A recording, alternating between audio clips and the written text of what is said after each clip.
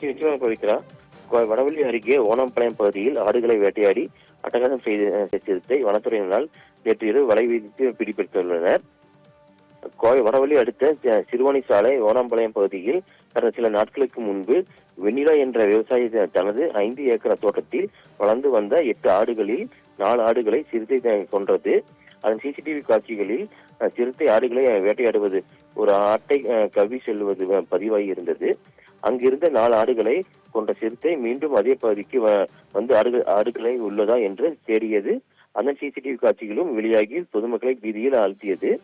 அதே போல மேலும் பாரதியார் பல்கலைக்கழக வளாகத்திற்குள் சிறுத்தை ஒன்று தென்பட்டுள்ளது. பல்கலைக்கழக நிர்வாகம் மாணவர்களுக்கு விடுமுறை அளித்து வீட்டிற்கு அனுப்பி வைத்தனர். வனத்துறையினர் கண்காணிப்பு கேமராக்களை பொருத்தி சிறுத்தையை பிடிக்கும் பணியில் தீவிரமாக ஈடுபட்டு வந்தனர். மேலும் கண்காணிப்பு கேமராக்கள் பொருத்தப்பட்டு வனத்துறையினர் தீவிர கண்காணிப்பில் ஈடுபட்டு வந்தனர். சிறுத்தையின் நடமாட்டத்தை கண்டறிந்து அதை கூண்டு வைத்து பிடிக்க நடவடிக்கை எடுத்து வந்தனர்.